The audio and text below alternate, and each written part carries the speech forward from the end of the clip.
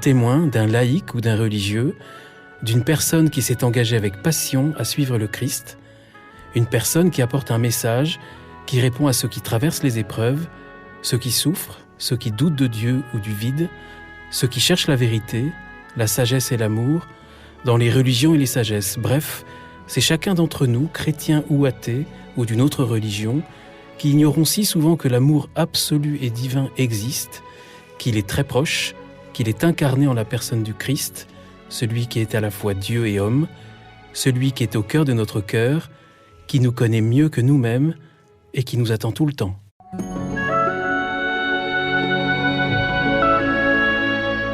Bonjour aux éditeurs de ZTO, bienvenue pour un nouvel épisode, je suis Guillaume Devoux et j'ai la joie de vous proposer aujourd'hui de rencontrer Anne-Dauphine Julian. Anne-Dauphine Julian, bonjour. Bonjour. Merci Anne-Dauphine Julian d'avoir accepté cette invitation. Merci en fait de nous recevoir chez vous pour cette rencontre dans votre maison près de Paris. On a été reçus par le chat Grumpf, un beau chat noir qui maintenant, je crois, est sorti dehors dans le jardin. Anne-Dauphine Julian, la plupart des auditeurs de ZTO vous connaissent certainement. Vous êtes écrivain, vous avez également été journaliste. Vos œuvres ont touché le grand public. Elles ont été vendues à des centaines de milliers d'exemplaires. 2 petits pas sur le sable mouillé et Une journée particulière, celle qui raconte votre vie, la maladie et la mort de vos 2 filles, Thaïs et Azilis, toutes les 2 touchées par des formes rares de maladies génétiques. Et là, vous venez de publier un nouveau livre, Consolation, qui vient de sortir il y a quelques semaines seulement. C'est un livre au cours duquel vous explorez la souffrance, la peur, ce qui peut arriver de pire dans une vie. J'ai lu ce livre, c'est une exploration détaillée, mais qui n'est pas froide, parce que vous l'avez vécu et parce que vous dites avoir trouvé l'apaisement. Et quel apaisement avez-vous trouvé ? L'apaisement qui console, en fait, celui qui permet de vivre les larmes, de les accueillir, de ne pas en avoir peur, en fait. Je crois que c'est dans la souffrance, il y a beaucoup de peur qui s'installe. Et quand on trouve la paix, c'est que cette peur est partie, et souvent grâce à la présence des autres, d'ailleurs. Et il est venu comment, cet apaisement ? Petit à petit, ça a Donc pris avec du le temps. temps. Avec le temps, oui, avec le temps, mais pas que le temps, parce que moi, je ne crois pas que le temps soit un consolateur. Je pense que c'est un facteur, mais qui tout seul n'agit pas. Parce que la consolation, c'est une action, c'est une relation, la relation de l'autre. Mais le temps va permettre des rencontres, des moments ensemble, des moments aussi d'intériorité qui nous font apprivoiser cette douleur qui prend du temps, en effet, à apprivoiser, et lui permettre de prendre c'est pas forcément une distance, mais c'est de la regarder autrement, de l'accepter autrement, et d'y trouver une paix au lieu de se sentir en guerre contre cette souffrance. Évidemment, l'entourage aussi joue beaucoup. L'entourage joue énormément. L'entourage est certainement le premier à jouer, mais l'entourage est pas forcément le mieux loti pour consoler, parce qu'en général, quand on est touché par une grande épreuve dans la vie, je ne parle pas que de la mienne d'ailleurs, mais les grandes épreuves de la vie, elles impactent toute la famille, tous ceux qui de près ou de loin aiment celui qui souffre. Et du coup, c'est compliqué de consoler, je crois, quand on souffre soi-même. Alors, la consolation, qui est le grand sujet du livre, qui est le cœur du livre, vous dites quel est le chemin qui relie les êtres, quelle est la rencontre de 2 cœurs, un cœur qui souffre et un cœur qui s'ouvre. Oui, il a fallu que j'en passe par là pour me plonger dans cette consolation, de ce que ça pouvait être, ce que ça pouvait apporter. Et j'ai vraiment réalisé à quel point, en effet, c'était un chemin de l'un vers l'autre. Le plus beau, certainement, parce qu'on arrive tel qu'on est, en général assez fracassé. On n'est pas les plus beaux, on n'est pas les plus désirables quand on souffre. Et il y a l'autre qui s'approche, qui dit « j'ai pas peur de ta douleur, j'ai pas peur de tes larmes ». Et au contraire même, je vais les accompagner comme je peux. Et le cœur ouvert, c'est le cœur ouvert, un peu comme on arrive les mains ouvertes, pas ballant, mais en disant je sais pas, voilà ce que j'ai, c'est ce que je suis finalement. Et je trouve que souvent dans la consolation, et je parle pas de la consolation comme un acte majeur, mais comme une succession de tout petits actes, de tout petits mots, de toutes petites attentions. De gestes. De gestes, évidemment. De silence évidemment, parfois. Bien sûr, le silence qui parle de lui-même. Dans toute cette succession de petits gestes, il y a cette relation qui se tisse entre 2 êtres. Ou plus, évidemment. Mais c'est un cœur à cœur que moi, j'ai jamais connu de choses plus personnelles ou plus intimes que la consolation. La consolation auprès de l'autre, quand on lit votre livre, évidemment, ce n'est pas que votre épouse, ce n'est pas que Loïc, c'est aussi tous les autres qui qui croisent votre chemin ou dont vous croisez le chemin. Oui, bien sûr, c'est les autres qui chacun en tant que personne représente l'humanité tout entière. Loïc, il est embarqué avec moi dans cette aventure.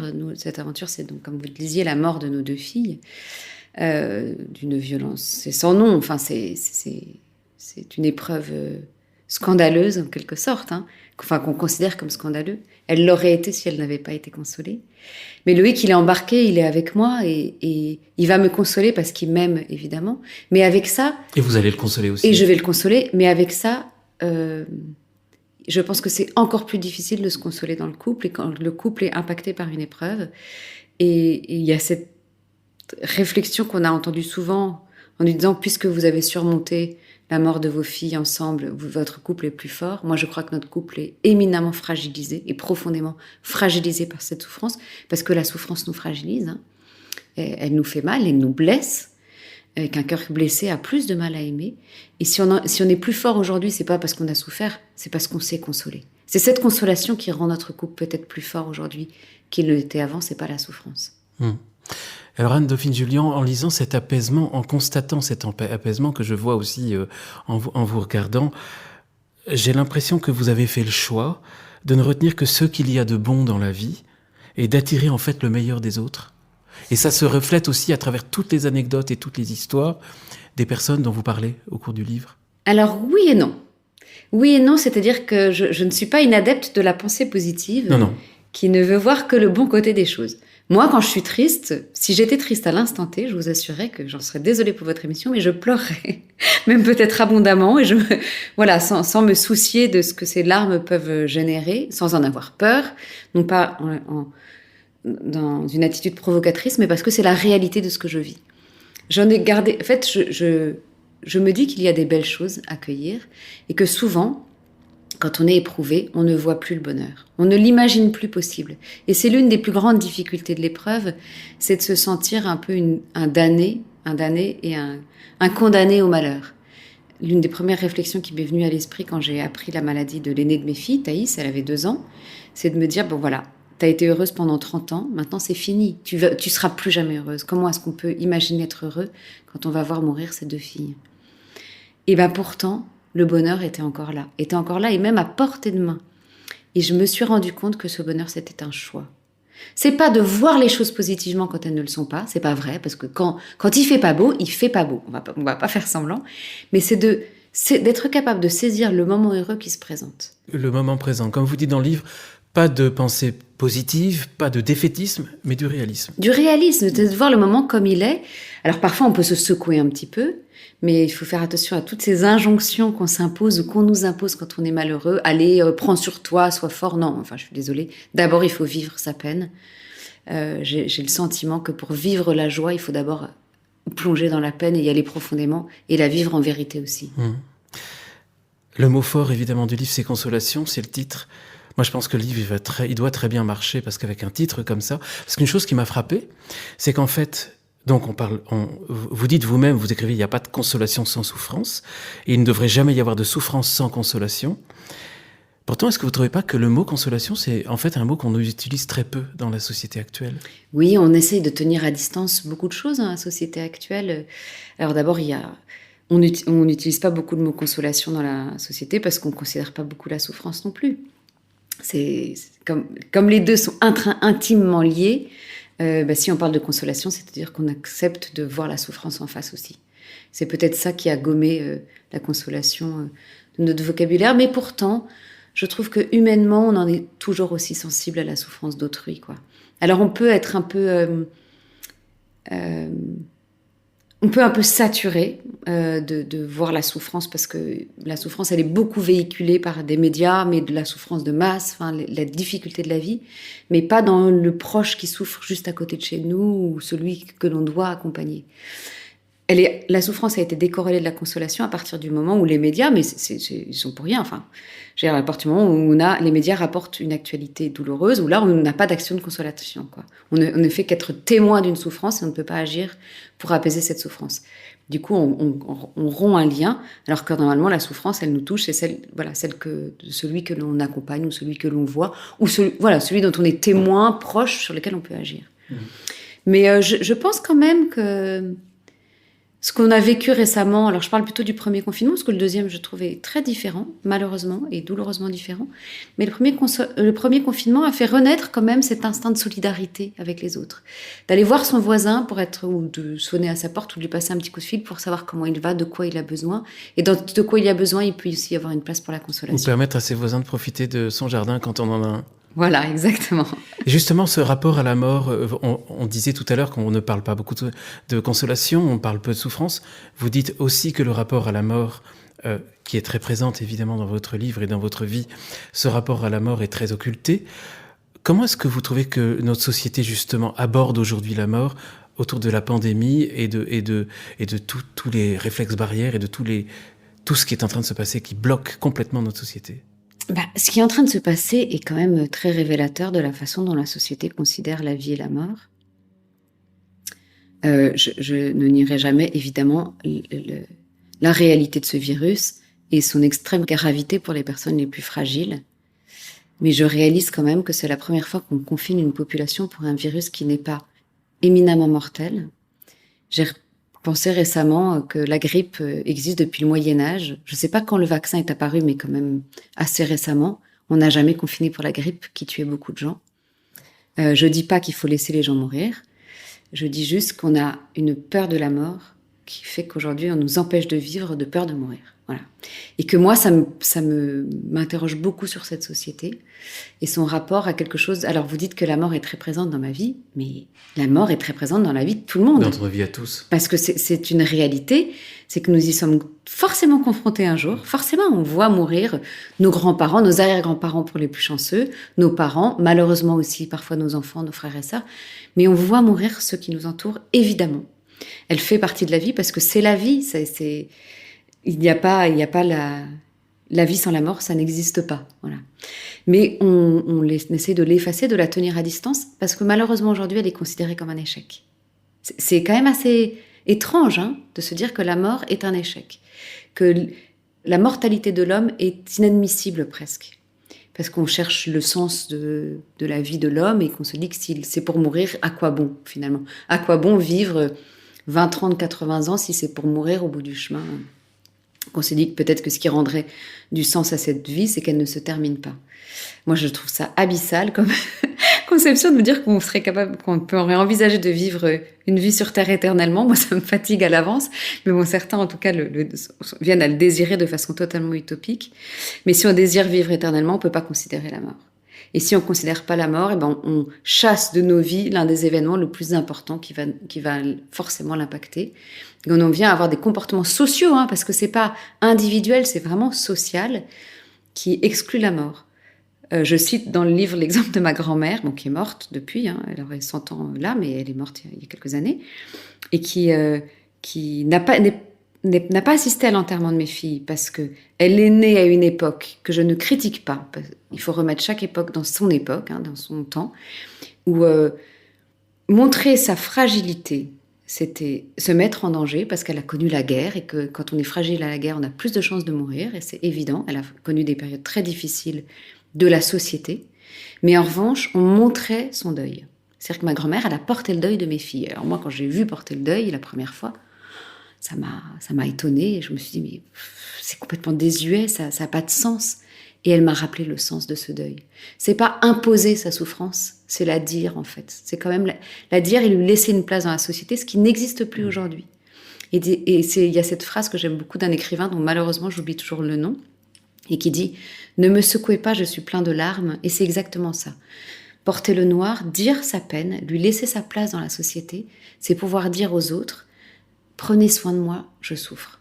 Ouais, vous êtes contre la banalisation du port du noir dont la mode s'est emparée depuis déjà des décennies. Oui, alors je sais plus, j'avais regardé quel créateur, je sais plus si c'était Yves Saint Laurent, ou avait remis le noir au goût du jour. Alors c'est vrai que le noir flatte la silhouette, donc beaucoup s'habillent en noir. Moi j'ai été habillée vraiment en sombre quasiment toute mon adolescence et ma vie de jeune adulte. Et maintenant, quand je suis en noir des pieds à la tête, ça a une réelle signification. Alors, Anne-Dauphine Jullian, on lit de nombreuses pages de votre livre sur la souffrance, sur les différentes expressions de la souffrance. Vous racontez des circonstances de votre vie, celle de votre mari, de vos 2 fils, Gaspard et Arthur. Arthur que j'ai vu arriver, qui est en pleine forme, il revenait de l'école.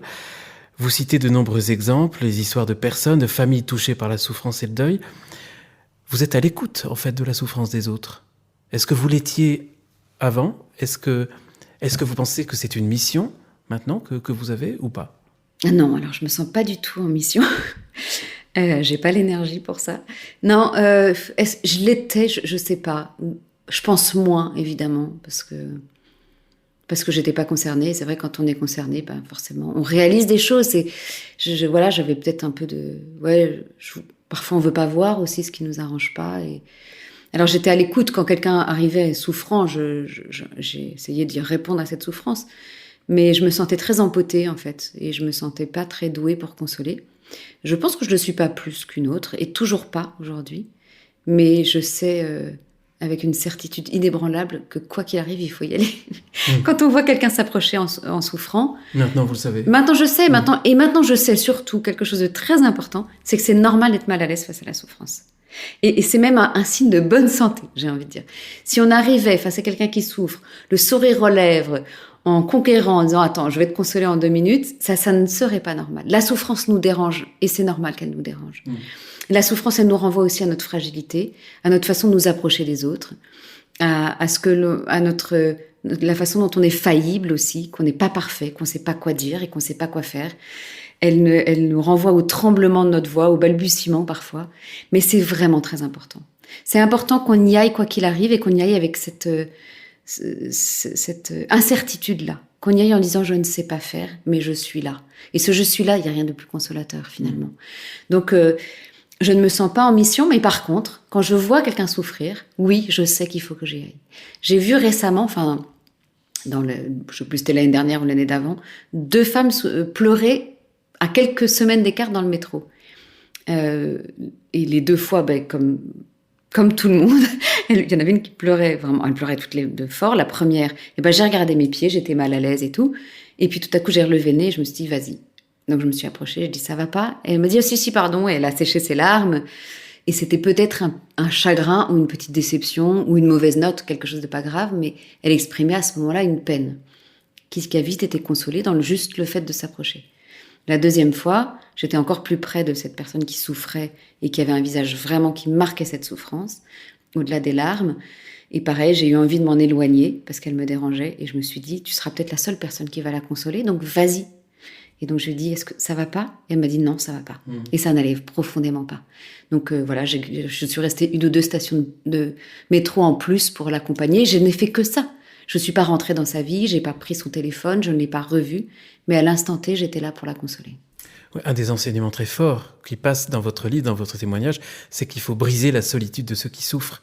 Vous citez dans votre livre Mère Teresa qui dit « La plus grande souffrance, c'est d'être seul ». De ne pas se sentir aimé, de n'avoir personne, et même André Malraux, cette phrase très forte, la pire souffrance est dans la solitude qui l'accompagne. Ah ouais, je trouve ça magnifique. Oui. Déjà, je trouve ça magnifique de voir André Malraux et Mère Teresa marcher main dans la main, mais surtout de se dire ça. Quelle est la pire des souffrances ? On pose tout le temps la question. Ou quand on pose pas la question, c'est pour dire il n'y a pas pire que ce que tu as vécu, ce qui est aussi très compliqué à entendre. Et tout à coup, et moi, ce livre m'a fait prendre encore plus conscience de ça. Je déteste qu'on compare les souffrances les unes aux autres parce que ça enferme chacun dans une case, le pire, le moins pire. Est-ce que la souffrance est légitime ? Est-ce que la souffrance doit être consolée ? Dis donc, est-ce que tes larmes là, elles sont pas un peu exagérées ? Il n'y a pas de piédestal de la souffrance. Et vous dites toutes les souffrances sont légitimes. Toutes les souffrances sont légitimes. Parce que toutes les souffrances, toutes les douleurs sont authentiques. Oui, c'est-à-dire quelqu'un qui pleure. Voilà. Et moi, ça m'est égal de savoir si il a raison de pleurer ou il n'a pas raison de pleurer. En l'occurrence, il pleure, donc on s'approche. Et puis après, on peut accompagner, on peut dédramatiser quand parfois il y a besoin d'apaiser quelque chose ou de nuancer quelque chose. Mais en tout cas, c'est quelqu'un qui pleure et qui a besoin de cette douceur pour l'accompagner. Donc il y a ce premier aspect que j'aime pas, c'est cette hiérarchisation. Mais en écrivant Consolation et en me plongeant dans la souffrance, j'ai aussi, moi, gagné beaucoup en paix. Parce que c'est vrai que jusqu'à présent, je suis quand même consciente que perdre 2 enfants, c'est effrayant pour les gens. Pour les gens qui m'approchent, c'était totalement effrayant.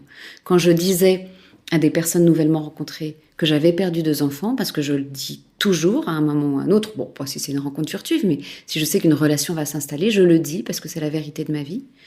Il y a un avant et un après, cette annonce. Je vois bien le regard qui s'agrandit, les yeux qui s'écarquillent, un petit mouvement de recul, un effroi.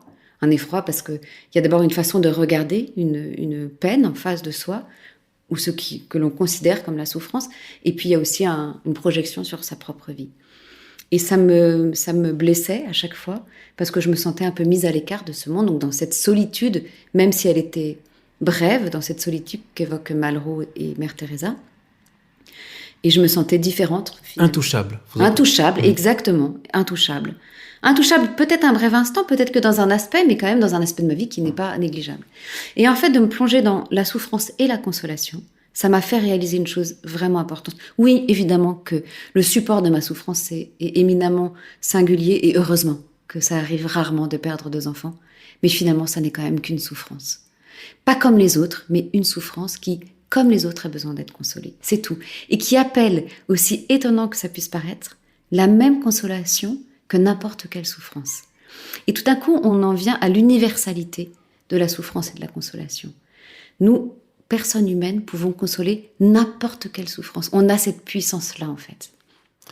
On console en touchant, j'employais le mot intouchable qui fait penser à l'Inde.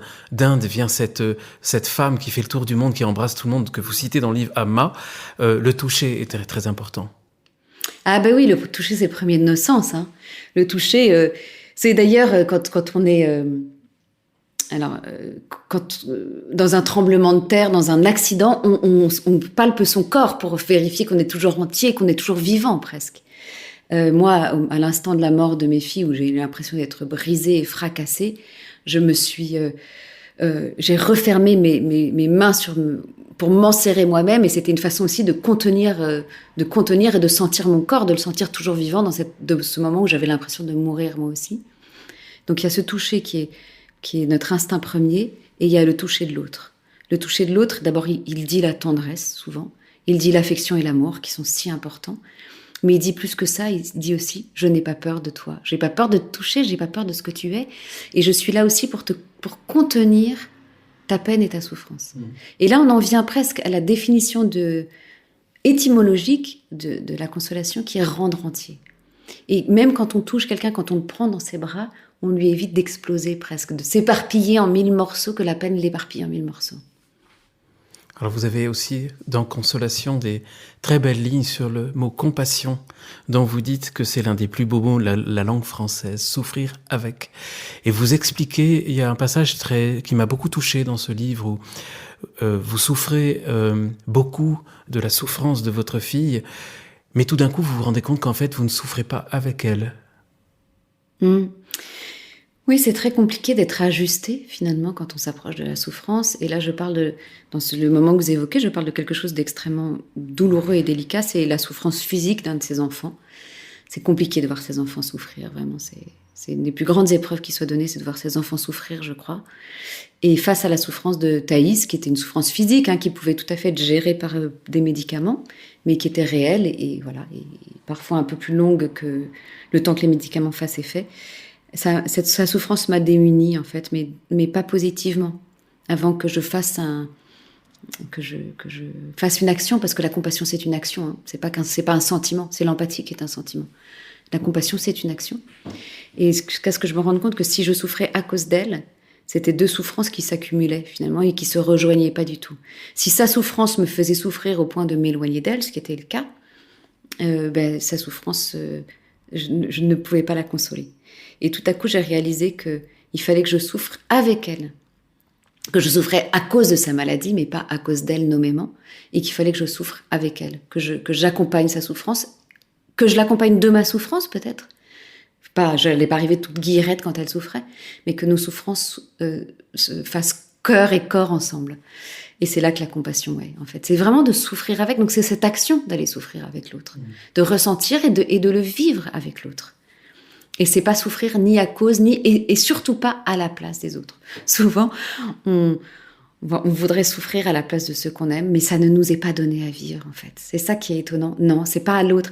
Consoler, c'est pas porter la souffrance de l'autre, c'est pas vouloir l'emporter avec soi, c'est l'accompagner. Vous employez 2 fois dans le livre, ça m'a frappé, vous parlez du courage 2 fois, et à chaque fois, Vous dites, il suffit juste d'un tout petit peu de courage, alors qu'on a franchement l'impression que vous avez vécu évidemment des choses exceptionnelles et qu'il fallait un héroïsme quasiment titanesque pour traverser les épreuves que vous avez traversées. Et vous dites non, il suffit simplement d'un petit grain de courage.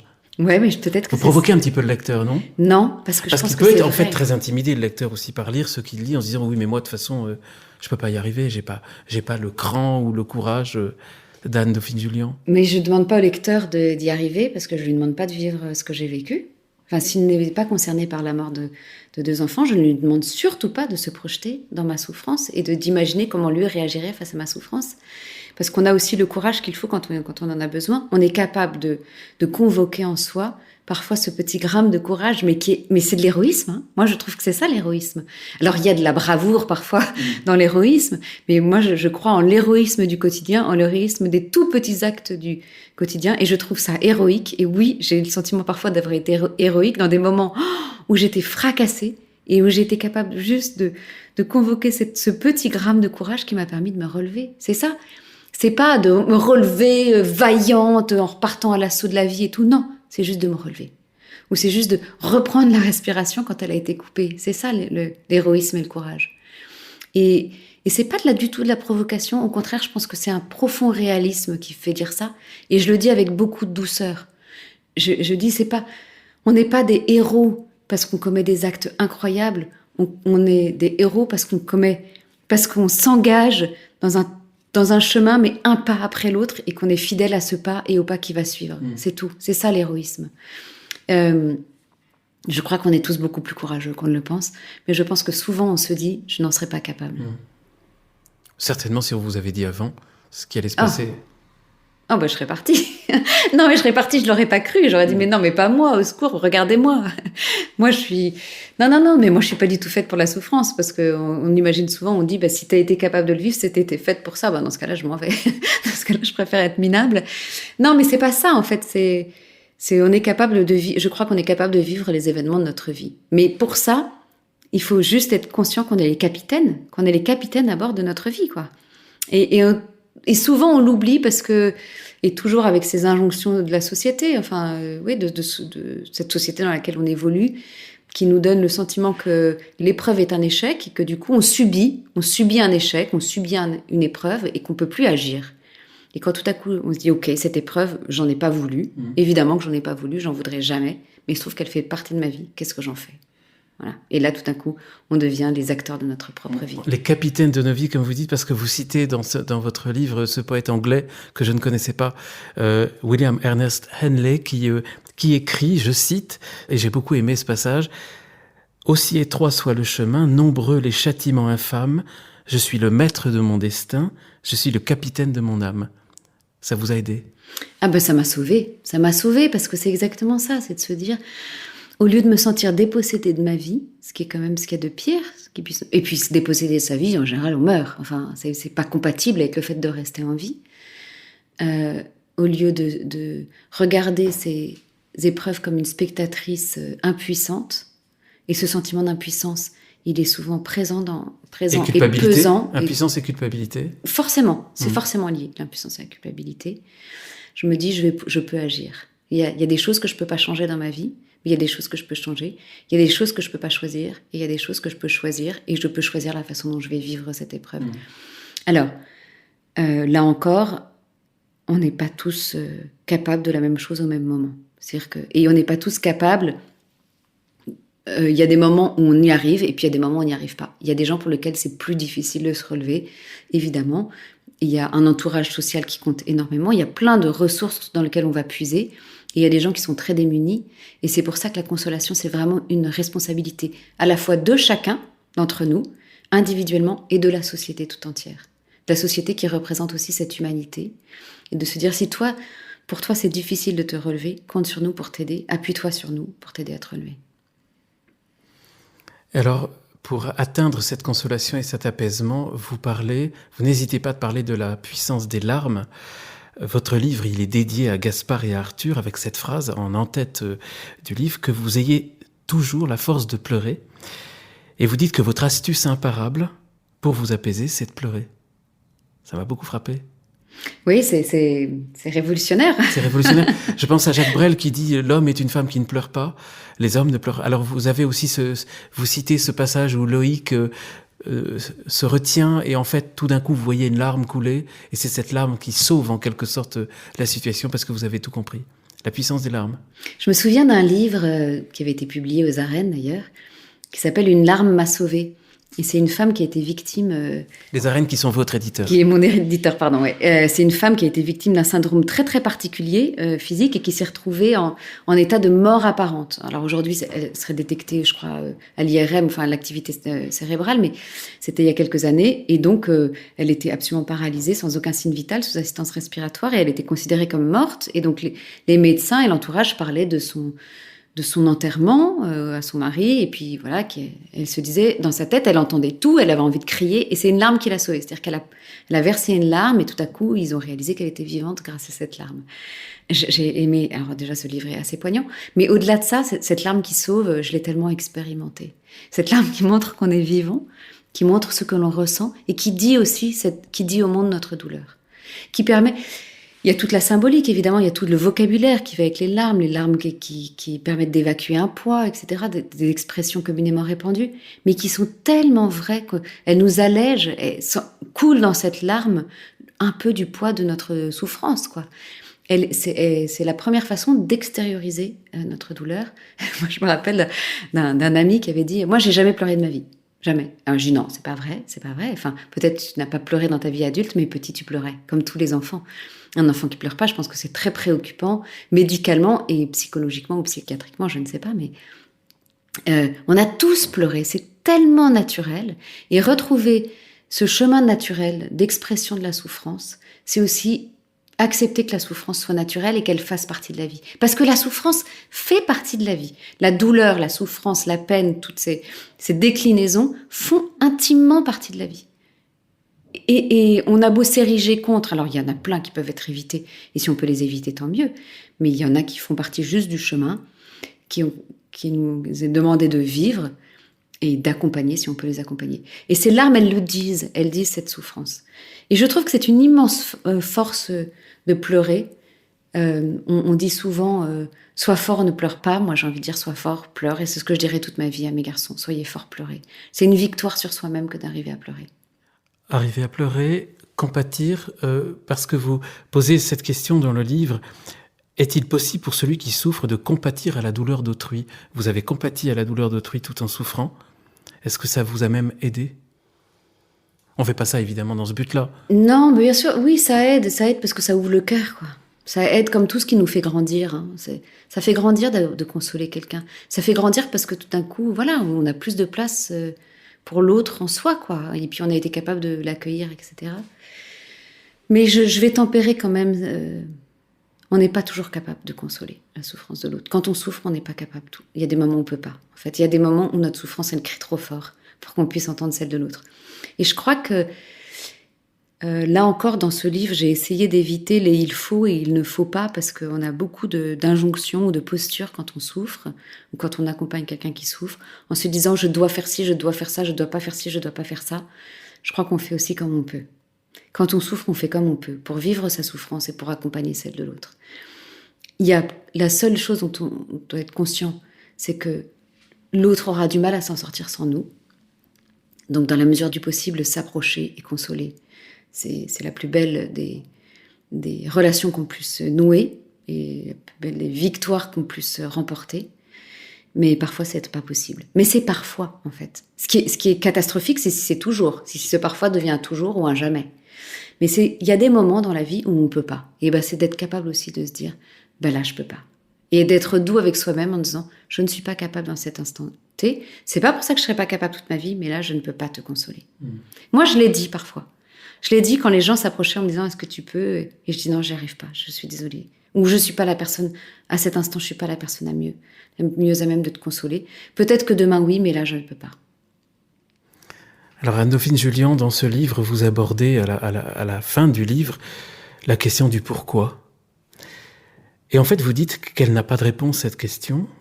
Et vous dites qu'il est vain de chercher une réponse au pourquoi, que la souffrance, c'est pas une question.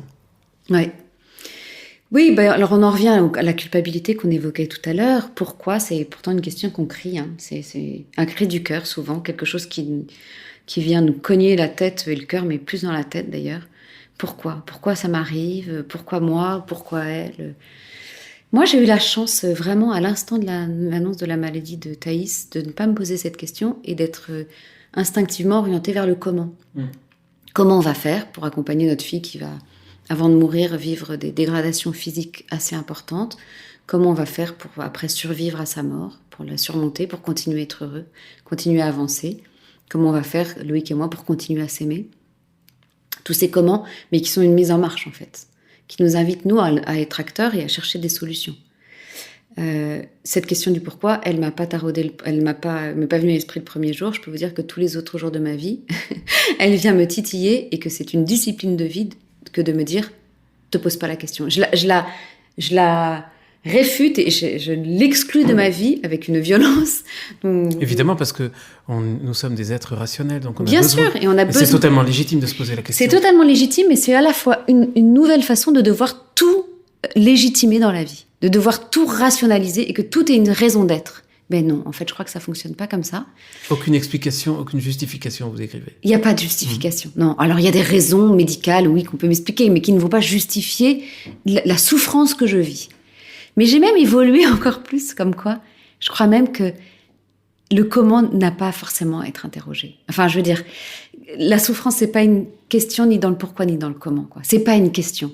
C'est un fait que l'on vit. Voilà. Et je crois que moi, ça m'a beaucoup soulagée, ça m'a beaucoup apaisée de me dire, on n'interroge pas la souffrance. Voilà. On va pas la sonder. On la vit et on avance avec cette souffrance et avec tous ceux qui peuvent y apporter de la paix. Mais on avance avec cette souffrance. Elle fait partie de notre vie. Elle est là.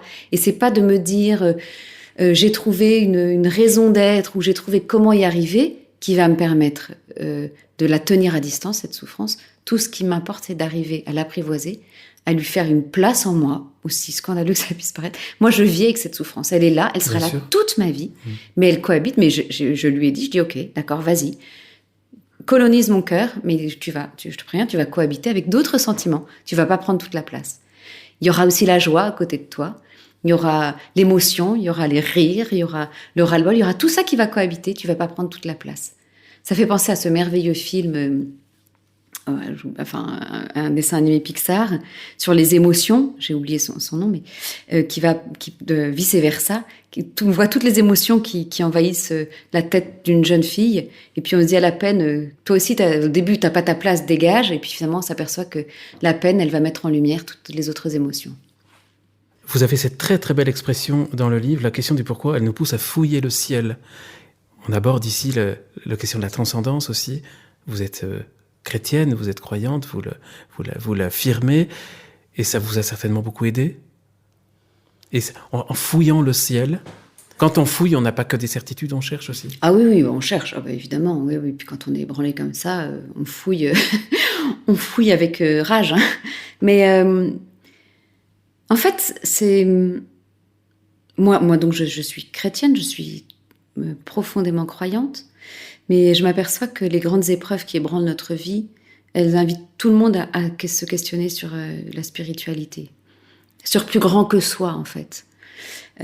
Souvent pour chercher une raison d'être à la souffrance.